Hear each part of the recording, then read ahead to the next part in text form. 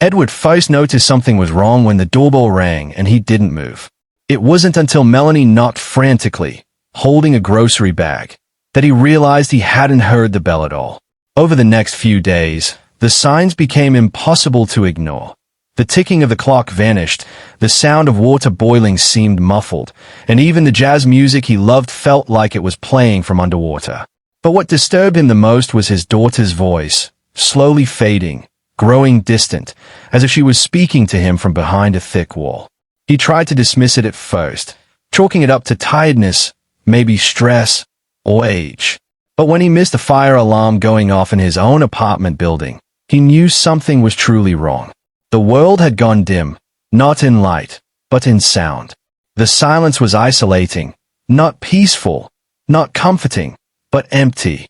He found himself constantly asking, "What?" and pretending to understand conversations he hadn't fully heard. When Edward finally went to the doctor, the diagnosis brought both relief and discomfort. It was a viral infection affecting his inner ear. The doctor explained, temporary, most likely. His hearing might return in a few weeks, but there was no guarantee. Rest. Avoid stress. Be patient, the doctor advised. Edward nodded quietly, not because he fully heard it, but because he didn't know what else to do. Melanie insisted he stay with her during recovery. She lived in a more modern part of town, and her house had better lighting, safety features, all the things she said he needed now. Edward hesitated but agreed. It wasn't easy accepting help, especially from someone he once carried on his shoulders. She helped him pack, booked a cab, and cleared her guest room. The first night in her home, Edward lay awake for hours. The silence wasn't total, but it was alien. Every sound he couldn't hear felt like a door being closed. He remembered bedtime stories he used to read to Melanie, the lullabies he hummed, the way she'd tug at his sleeve just to hear his voice. Now, she talked fast, short, and seemed distracted. But Edward told himself not to think too much. "It's just the adjustment," he whispered to himself, though he couldn't hear even his own voice. He didn't know then that the real silence had nothing to do with his ears. It had already begun long before his hearing faded. At first, Melanie tried. She really did, or at least that's what Edward believed. She spoke slowly, repeated things when he asked, even wrote notes when he looked confused. But as the days passed, the tenderness started to slip. Her smiles became thinner, her words sharper. In front of friends or neighbors, she maintained a cheerful tone. "Dad's staying with me for a little while, just until he's better." But when the door closed behind guests, her voice changed. And even if Edward couldn't hear it all, he could feel it. One evening, she thought he was asleep in the living room. He sat in his armchair, eyes closed, hands folded. The television played, but he couldn't follow the muffled dialogue. Melanie walked into the kitchen and called someone on the phone. Her voice was clearer than she realized. "He just sits there, doesn't even try to do anything. I cook, clean, take care of everything. It's exhausting." There was silence, and then a bitter laugh. "No, he doesn't hear a word. I could scream and he'd just smile like a confused puppy." Edward's eyes remained shut, but his heartbeat echoed in his chest. He had heard every word. "He was always so dramatic," she continued. "Mom made him soft, and ever since she died, he's been floating through life like a ghost. Now I'm stuck playing caretaker to a man who doesn't even realize how hard this is for me." Edward stayed still, like stone. He didn't want her to know he'd heard, not yet. But her words carved something out of him. Not because they were angry, but because they were true in the worst way. Truth not based in facts, but in how she truly felt. Later that night, she brought him soup, smiled weakly, and patted his hand. "Everything okay, Dad?" He nodded. Inside, something wilted. Over the next few days, Edward noticed more. The rolled eyes when he asked her to repeat something. The annoyed sighs. The way she avoided sitting too long in the same room with him. When her friends came over, she pretended to dote. But when they left, the kindness vanished like breath on glass. He began to wonder, was this really new? Or had he just been shielded from it by the noise of everyday life? Had he been too distracted by work, by grief, by memory, to hear the distance growing? Or had the silence now simply made it undeniable? One night, lying in bed, Edward stared at the ceiling. He didn't cry. He didn't even feel angry. What he felt was heavier, the realization that love, even from a child, can be conditional. And sometimes, it hides behind politeness until the ears go quiet enough to hear what's really being said. He turned to face the window, where the light from the street spilled in through the blinds. The world outside kept moving, unaware. Inside, a father lay awake, pretending to be deaf, not to protect himself, but to finally understand what had been spoken in silence for far too long. The silence in Melanie's house had a way of stirring echoes, not just sounds, but memories. One quiet morning, as Edward sat sipping lukewarm tea by the window, the clink of the spoon against the cup triggered something, a memory of a tiny spoon tapping against a baby's bottle, years ago, when Melanie was just a newborn wrapped in lavender blankets. He closed his eyes and let the past unspool. After her mother died, everything changed. He had barely turned 40, still grieving, still lost, but there was no time to fall apart. Melanie needed him. She was only 7.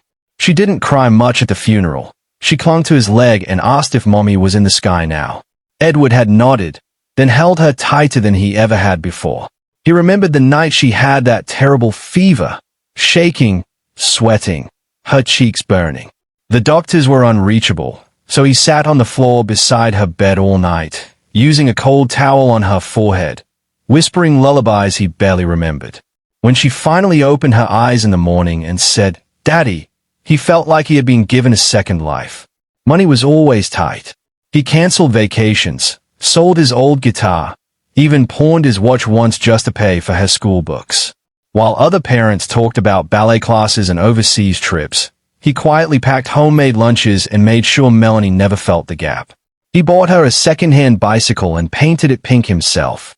He still remembered the way she screamed with joy, pedaling in circles in the driveway. She used to run into his arms after school, used to fall asleep in the crook of his arm during movie nights, used to say, "You're my hero, Daddy," with the kind of certainty only a child can have. Now, she barely looked him in the eye. He wondered if time itself had rewritten their story. Had he been clinging to memories like faded photographs, trying to make them real again? How did a daughter go from holding his hand to avoiding his gaze? He opened his eyes and looked at the empty kitchen. The place where he had once made pancakes shaped like hearts. The place where Melanie now stood with folded arms and clipped words. The memories were warm. But the present? It was cold, and getting colder. And yet, despite everything, Edward didn't regret a single moment. If love meant giving everything and expecting nothing back, then he had loved her perfectly. But sitting in silence now, he wondered, had she ever really heard him? On the 23rd morning of his silence, Edward woke up to a sound so delicate he thought he might be dreaming. A bird's song, faint but unmistakable, drifting in from the tree outside the window. He sat up slowly, his breath caught in his throat. There it was again, the gentle trill of a robin, a sound he hadn't heard in weeks. He stood up, heart pounding, and walked to the bathroom. The water from the tap splashed clearly into the sink, crisp, alive. He turned it off and just listened. The world had returned. That afternoon, he visited his doctor, just to be sure. The tests confirmed it. His hearing had returned completely. The virus had run its course. Physically, he was fine. Emotionally, that was something else entirely. On the cab ride home, Edward kept turning the doctor's words over in his head. He should have been relieved, happy. Instead, there was a hollow ache. Because in the 3 weeks without sound, he had learned far more than he ever expected. Now that he could hear again, he wasn't sure he wanted to go back to pretending. So he made a quiet decision. He wouldn't tell Melanie, not yet. He needed to know who she was when she believed no one was listening. That evening, as they ate dinner together, Edward stayed silent, occasionally pointing to his ear with an apologetic smile whenever she muttered something. She nodded, playing the part. But when her phone rang later and she stepped into the kitchen, Edward followed quietly to the hallway, staying just out of sight. Her voice was cheerful, falsely so. "Yeah, he's still here. Totally deaf. It's like babysitting a plant. I say whatever I want and he just nods. The person on the other end must have said something amusing, because Melanie laughed loudly. I know. I could confess to murder and he'd probably just smile. Edward leaned against the wall. He didn't blink. He didn't move. Over the next few days, the truth poured out like poison disguised as honey. She told a friend during a Zoom call, "Honestly, it's like having a giant paperweight in the house. I keep telling myself it's temporary, but even that feels too long." Another time, while talking to her boyfriend on speaker, she said, "He asked me today what day it is. I swear, sometimes I think he's losing his mind. It's sad, but also kinda pathetic. Like, do I really have to keep holding his hand?" She mocked the way he asked her to write things down, imitated his slow movements, called him a soft old man with no clue. Edward sat in the quiet, absorbing every word. Not once did she check if he could hear. Not once did she lower her voice. She had no idea he was listening. And that, he realized, was the deepest betrayal, not the things she said, but how freely she said them when she thought he was invisible. His hearing had returned, but peace had not. Instead, the silence had given way to a storm he couldn't unhear. Now he didn't need silence to feel alone. He only needed her voice. Edward had always been a man of words. He taught literature for nearly 4 decades, after all. So when the hurt grew too heavy to carry in silence, he did what came naturally. He began to write. He bought a small, black leather notebook and kept it tucked inside the drawer of the bedside table. Each night, once Melanie went to bed, he would sit under the soft glow of a reading lamp and write with careful precision. Not to rant, not to vent, but to document. Day 26. He can't even tell if the stove is on. It's like watching a turtle try to use a smartphone. Phone call to Jason, 8:42 p.m. Day 28. Sometimes I wonder if he's faking. But then again, he's never been that clever. Overheard from kitchen to her friend Natasha. Each entry was neatly dated, time-stamped, and sometimes annotated with his own quiet thoughts in the margins. How quickly we become invisible to the people we love. I gave her everything, but I never taught her how to see me when I had nothing left to give. The process wasn't easy. Each word he transcribed felt like carving into scar tissue. But it gave him clarity. Patterns began to emerge, not just of neglect, but of a daughter who had learned to mask impatience with obligation. She was polite when others watched, sharp when no one did. Her kindness had an audience. Her cruelty, an alibi. One evening, Edward called an old friend from his university days, Dr. Theo Marcus, a retired therapist and former colleague. Theo had always been more than a friend. He had been Edward's mirror during difficult times. They met at a nearby cafe, and Edward used a small recorder app on his phone to catch every word without missing a beat. He explained everything. Theo listened quietly, eyes narrowed, stirring his coffee. When Edward finally paused, Theo leaned forward and said, "You're doing the right thing by observing. Most people explode too early, waste their truth in a burst of anger. But sometimes, truth must be heard in silence. It lands louder that way." Edward nodded, his throat tight. "I just want to know if she's still my daughter, or just someone I used to raise." Theo reached across the table and squeezed his shoulder. "You'll know, but don't confront her yet. Wait until your silence says what words never can." Back at Melanie's house, Edward returned to his quiet routine. Each day, more words were added to the notebook. Every smirk, every dismissive gesture, every time she walked past him like furniture. He became invisible to her, and in that invisibility, he saw everything. He knew he couldn't carry this on forever, but the truth wasn't just meant to be heard. It was meant to be felt, and when the time came, he wouldn't raise his voice or lash out. He would simply open the book, let her read herself on the page, and see what kind of story she had written in the silence. The house was buzzing with laughter and the clinking of wine glasses. Melanie had invited a group of colleagues from her firm, polished professionals in smart suits and expensive smiles. Edward had been asked to sit in the corner of the dining area, tucked beside a bookshelf, like a decoration pulled out for effect. She had said it jokingly, but it wasn't a joke. When guests arrived, Melanie poured them drinks, flashing her charming grin. playing the perfect hostess. She gestured toward Edward and said with a laugh, "That's my dad, recently retired and, well, mostly deaf now. Poor guy can't hear a thing, but he's sweet." Everyone turned to smile politely, some waving, others murmuring a polite hello. Edward nodded, lips curled in a gentle smile, eyes betraying nothing. His ears, however, heard everything. During dinner, conversation flowed. One woman leaned over and whispered to the man beside her, thinking Edward couldn't hear. "She's so sharp, but her tone with him? Honestly, he's lucky he doesn't hear it." The man chuckled awkwardly, then nodded toward Edward. "He looks lost." Melanie chimed in from across the table, her voice loud and clear. "I keep saying he needs assisted living, but he refuses. Stubborn as ever." There was laughter. Edward simply lowered his eyes. His fork rested untouched. The roast on his plate had gone cold. He couldn't taste it anyway. The bitterness in his chest drowned everything else. He watched his daughter laugh, flip her hair. Poor wine. The same daughter he once carried on his back across flooded streets to get her to school. The same girl who used to sneak into his bed during thunderstorms because Daddy's arms make the lightning go away. Now she couldn't even say his name without apology. When the guests left, Melanie kissed cheeks, waved from the door, then began gathering plates. She didn't look his way once, just muttered, "Hope you weren't too bored," before heading to the kitchen.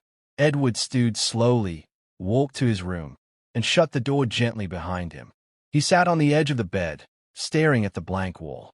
His hands were still, his expression calm, but something inside him had shifted. For weeks he had been quiet, patient, observant, forgiving. But tonight stripped him of that final layer of denial. It wasn't just that she was cruel. It was that she didn't care who saw it, because she believed he wouldn't see it at all. She had mistaken his silence for absence. And that mistake was about to end. Edward reached into the drawer and took out the black journal. He turned to a fresh page, wrote the date at the top, and simply scribbled, "Tonight, she introduced me to the world as a burden. Tomorrow, I will introduce her to the truth." The morning light slipped gently through the curtains, bathing the dining table in gold. Melanie sat with her usual mug of coffee, scrolling through her phone with disinterest. Edward entered the room slowly, deliberately, holding a small plate of toast and a calm expression. He sat across from her, silent for a moment, watching her fingertips tap the screen. "Melanie," he said quietly. She looked up. "Yes, Dad," she answered, as if he wouldn't hear. He folded his hands. "2 days ago, you told Jason that I was like a turtle trying to use a smartphone." Melanie froze. Her phone slipped just slightly in her grip. "What?" He tilted his head, voice still calm. "And the day before that, you said you wondered if I was faking it, that I was never clever enough." Her mouth opened, but no sound came out. "I heard it all, Melanie." "Every word," Edward said, his tone steady. Not angry, not sad, just precise. "I've had my hearing back for over a week now." Silence flooded the room, not the kind that made things peaceful, but the kind that made the air too heavy to breathe. "You, what?" she stammered. Edward reached into the pocket of his cardigan and pulled out his phone. He placed it carefully on the table and tapped the screen. A voice played, her voice. Clear, sharp, unfiltered. It's like babysitting a plant. I could confess to murder and he'd just smile. It's like furniture with a pension. Melanie's face drained of color. She looked away, swallowing hard. Edward paused the playback and looked at her. "You never knew I was listening, so you told the truth." She stood up suddenly, voice defensive. "You lied to me." "No," he said, shaking his head. "I stayed silent. There's a difference." "You manipulated me," she hissed. "You were spying." "I was surviving," he replied. "You stripped me of dignity and thought I wouldn't notice. I simply waited until you painted yourself clearly." Tears welled in her eyes, but Edward saw something else behind them. Not remorse, not grief. Panic. She stepped toward him. "Dad, I didn't mean those things. I was just tired, overwhelmed." "You meant every word," he interrupted softly, "because you believed I couldn't hear. And people show their truth when they believe they're unseen." Melanie dropped back into her chair, shaking her head. So what now? You're going to shame me? Tell everyone. No, he said, standing slowly. I don't need to tell anyone. You already did. He picked up his phone and turned toward the hallway. At the door, he paused. You know, he said over his shoulder, I once thought losing my hearing was the most painful thing I'd ever endure. He looked at her, eyes steady. But hearing your truth, when you thought I never could, that was far worse. Then he walked away. No yelling, no storm, just the echo of his footsteps and the weight of every word she never thought he'd hear. Melanie stood in the hallway, her breath shaky, tears streaking her cheeks. Dad, please. I didn't mean it. I was stressed. I was venting. I didn't know you could hear. Edward didn't raise his voice. He didn't even turn around right away. He simply folded another sweater into his suitcase, zipped it slowly, and gently set it beside the door. Melanie, he said, softly, finally meeting her eyes. The problem isn't that you said those things because you thought I couldn't hear. The problem is, you said them at all. She stepped forward, her voice cracking. I was tired. I've been working so much. You were just always there, and I didn't know how to deal with it. He lifted a hand, not in anger, but in quiet pause. I know, he replied. I know life got harder. I know I needed help, but I never asked to be spoken about like an object. Or a chore. She wiped her eyes, nodding rapidly. I didn't mean to hurt you. Please, just, let's move past it. Edward's voice remained even. Words once said can't be unheard. You showed me who you are when you thought I had no ears. That honesty, it's louder than any apology. She opened her mouth again, but nothing came out. Edward picked up his suitcase, reached for his coat, and walked to the door. He paused, one hand resting on the knob. When your mother died, you were all I had, he said. I gave you everything. But I see now. I never taught you how to give it back. Then, without drama, without anger, he opened the door and stepped into the soft morning light. The air outside felt different, lighter somehow, though nothing in the world had changed except his direction. Back at his own place, he opened the windows wide, let the breeze pass through, and brewed a cup of tea in silence. Not the kind of silence that weighs, but the kind that heals.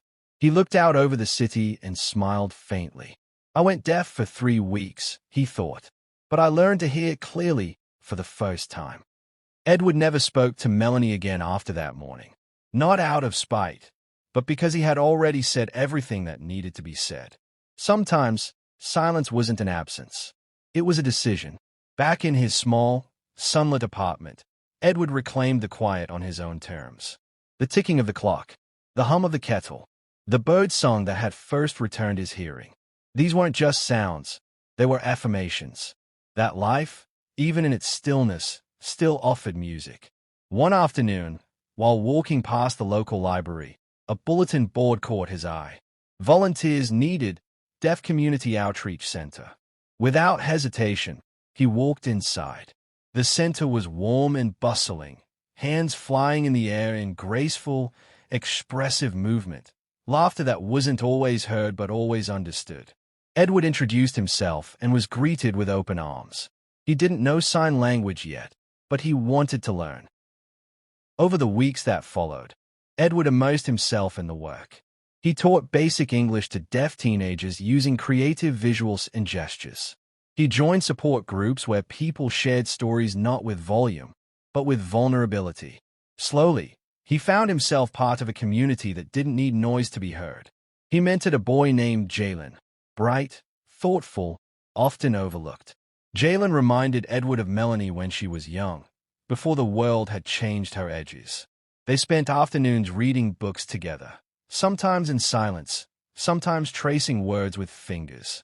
Edward never asked Jalen to speak. He listened to what was offered, and that was enough. During evenings, Edward began writing, not in a journal this time, but on his old typewriter, the one he had nearly sold years ago. Page after page poured out, reflections, memories, moments of pain and clarity. The title came to him easily, What I Heard in the Silence. It wasn't a story about revenge. It wasn't even about loss. It was about rediscovery of self, of truth, of voice. Not the kind spoken, but the kind that rises when everything else falls quiet. Months passed. The manuscript was published by a small press that believed in its message. It found readers, adult children, aging parents, caregivers, and those who had ever felt invisible. The letters poured in. One read, "Thank you for giving silence a voice." Edward didn't respond to all of them, but he read each one with the same quiet appreciation he had learned to carry. On the 1-year anniversary of his departure from Melanie's home, he returned to the community center, sat in the circle of new and familiar faces, and shared a thought he had carried with him through everything. Sometimes, he signed slowly, his voice steady. Silence reveals the loudest truths. And sometimes, the ones who hear everything are the ones who say nothing.